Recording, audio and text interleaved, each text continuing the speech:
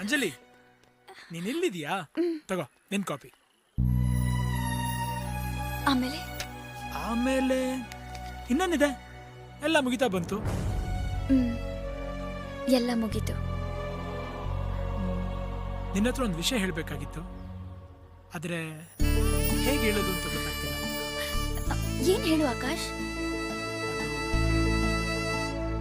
ದಯವಿಟ್ಟು ಆ ಬ್ರೆಡ್ ಜಾಮ್ನ ಅಮೆರಿಕಲ್ಲಿ ಯಾರಿಗೂ ಮಾಡ್ಕೊಡ್ಬೇಡಮ್ಮ.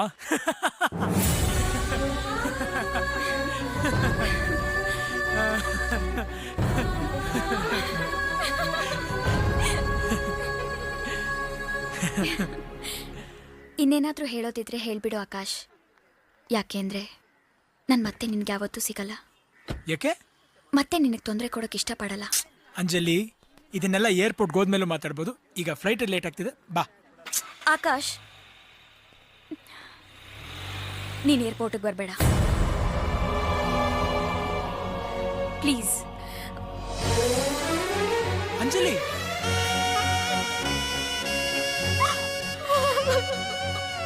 ಅಂಜಲಿ ನನ್ನ ಏರ್ಪೋರ್ಟ್ಗೆ ಬರೋದು? ನಾನೆಲ್ಲ ನೋಡ್ಕೋತೀನಿ, ನೀವು ತೊಂದರೆ ತಗೋಬೇಡಿ, ನಾನಿನ್ನು ಬರ್ತೀನಿ.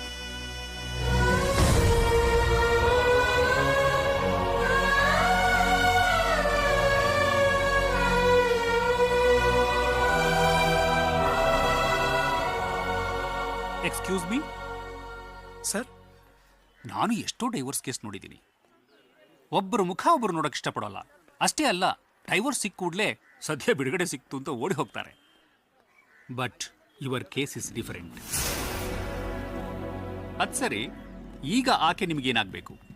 Friend. In fact best friend. Friends ಅಂದರೆ ಯಾರು?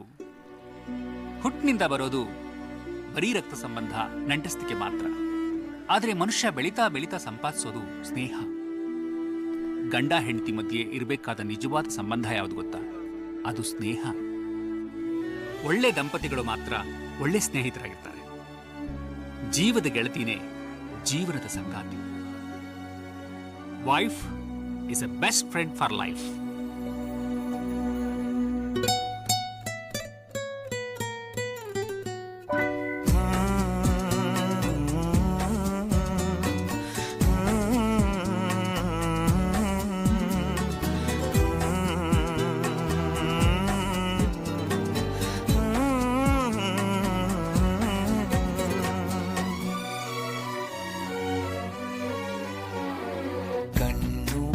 ತೆರೆದು ಕಾಣುವ ಕನಸೆ ಜೀವನ, ಸಣ್ಣ ಹಠವ ಮಾಡಿದೆ ಹೃದಯ ಈ ದಿನ.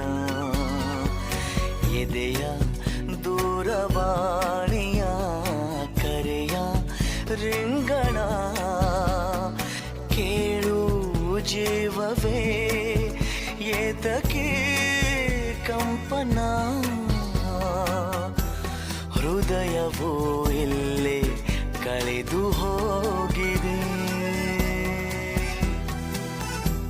ಹುಡುಕಲೇಬೇಕೆ ತಿಳಿಯದಾಗಿದೆ. ಮಳೆ ನಿಂತು ಹೋದ ಮೇಲೆ ಹನಿಯೊಂದು ಮೂಡಿದೆ, ಮಾತೆಲ್ಲ ಮುಗಿದ ಮೇಲೆ ದನಿಯೊಂದು ಕಾಡಿದೆ. ಹೇಳುವುದು ಏನು ಉಳಿದು ಹೋಗಿದೆ, ಹೇಳಲಿ ಹೇಗೆ ತಿಳಿಯದ